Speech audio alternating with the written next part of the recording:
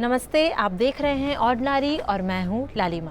30 मई 2019 का दिन, नई सरकार बनने का दिन और पीएम नरेंद्र मोदी का दोबारा प्रधानमंत्री पद की शपथ लेने का दिन और उनके अलावा 57 अन्य सांसदों का मंत्री पद की शपथ लेने का दिन। राष्ट्रपति भवन के सामने ये पूरा समारोह हुआ, शपथ ग्रहण समारोह हुआ। पीएम मोदी के अलावा 57 सांसदों ने शपथ ली। अब हुआ ये कि जब ये कार्यक्रम हुआ तो बहुत सारे लोगों को इनवाइट किया गया। बड़े बड़े राजनेताओं के अलावा बिजनेस टाइकून और फिल्म इंडस्ट्री के भी काफ़ी जाने माने चेहरे वहाँ पर पहुँचे।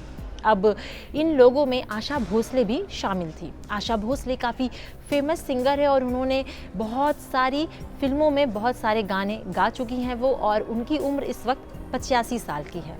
वो इस समारोह में आई और समारोह शाम 7 बजे शुरू हुआ, करीब 2 घंटे तक चला। 9 बजे तक ये समारोह चलता रहा। आशा भोसले पूरे 2 घंटे तक वहाँ पर मौजूद रहीं। अब हुआ ये कि जब कार्यक्रम खत्म हुआ तब सब लोग अपने अपने घर जाने लगे। तो होता क्या है, जनरली किसी भी गैदरिंग में, किसी भी फंक्शन में जब फंक्शन खत्म होता है तो सब लोग एक साथ उठकर जाने लगते हैं, तो उस जगह पर बहुत ज़्यादा भीड़ हो जाती है। तो वैसे ही भीड़ 30 मई के दिन राष्ट्रपति भवन के सामने भी हो गई। अब हुआ ये कि जब भीड़ बहुत ज़्यादा बढ़ गई तो आशा भोसले उस भीड़ में फंस गई। उसके बाद उनकी मदद के लिए कैबिनेट मिनिस्टर स्मृति ईरानी सामने आई और उन्होंने उनकी मदद की, उनको भीड़ से निकाला। इस बात की जानकारी खुद आशा भोसले ने ट्विटर के जरिए सबको दी। आशा ने स्मृति के साथ अपनी एक तस्वीर ट्वीट की और बताया कि स्मृति ने उनकी मदद की और उनकी मदद की वजह से और उनके केयरिंग नेचर की वजह से ही वो चुनाव जीती हैं। आशा भोसले ने एग्जैक्टली लिखा क्या है, हम आपको पढ़कर सुनाते हैं। उन्होंने लिखा, मैं शपथ ग्रहण समारोह के बाद भीड़ में बुरी तरह फंसी हुई थी।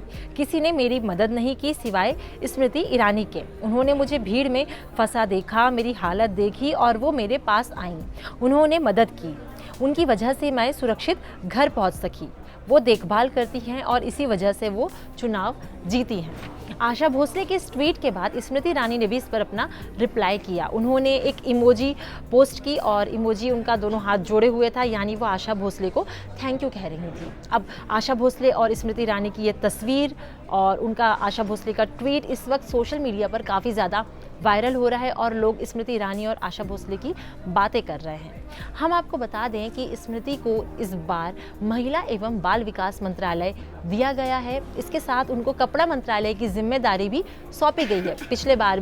पिछली सरकार में भी स्मृति के पास कपड़ा मंत्रालय था और इस बार भी उनको ये जिम्मेदारी दी गई है। उन्होंने 2019 लोकसभा चुनाव उत्तर प्रदेश के अमेठी से लड़ा था। ये जो सीट है, अमेठी जो सीट है, वो कांग्रेस का गढ़ मानी जाती थी। राहुल गांधी यहाँ से 3 बार सांसद रह चुके थे और 2019 का चुनाव राहुल गांधी के लिए चौथी बार का चुनाव था और इस चुनाव में स्मृति ईरानी ने उनको शिकस्त दे दी और वो लोकसभा पहुँच गए।